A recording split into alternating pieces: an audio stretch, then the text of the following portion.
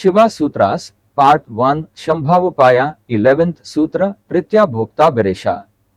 As the master of the mind and senses, Shiva enjoys the bliss of the three states of consciousness. Prasad Bharadwaj. The term Tritaya Bhokta refers to one who experiences the three states. These states are wakefulness, dreaming, and deep sleep. Shiva is the one who enjoys the bliss of these three states, living within them and possessing the ability to savor their joy. Bhokta means the experiencer, one who fully enjoys the bliss that he experiences.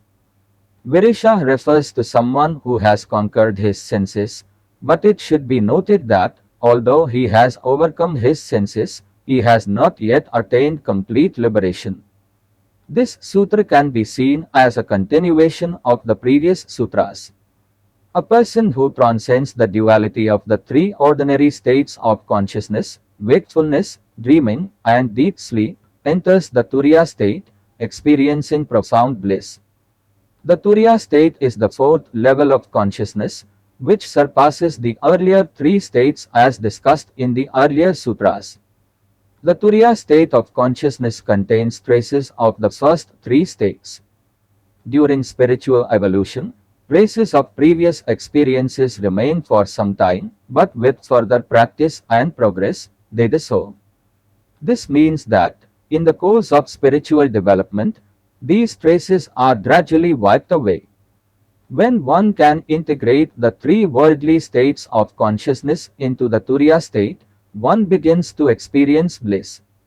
The ability to focus one's attention solely on an object, free from other thoughts, is a measure of one's spiritual progress. In this way, a yogi assesses their spiritual growth by focusing their attention on a single object and the experience that arises from it. A yogi who has conquered his senses does not fail in simultaneously understanding both the subject, the experiencer, and the object, the experience. Although he experiences the world, he reaches a state where he is not affected by his senses. For example, when looking at the beauty of a mountain, a common person may enjoy the beauty, but his senses, especially his eyes, reflect that beauty in his mind. In this process, he focuses only on the object, the mountain, but fails to grasp the depth of the worship or appreciation for the mountain.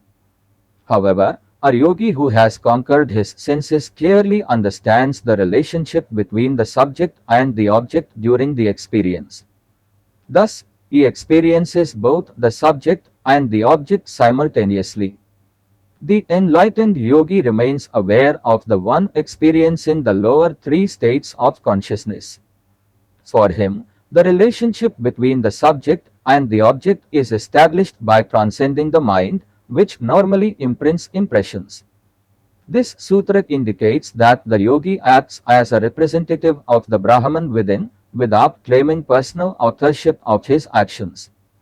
Since he does not act from ego or a sense of personal doership, whatever he does should not be attributed to him. In essence, he acts without any sense of personal agency, simply following the inner guidance of the self. Dear Divine Souls, let us continue our spiritual journey through these Shiva Sutras with the video of the next sutra. Until then, try to gain a deep understanding of the concepts explained in the 11th Sutra Tritaya Bhokta Vireshah of Shambhavopaya. Blessings of peace and love to all divine souls watching. Thanks for watching and understanding.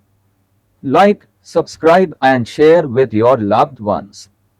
Don't forget to hit the bell icon for future post alerts. Stay tuned to Chaitanya Vijnanam YouTube channel for future videos. Prasad Bharadwaj.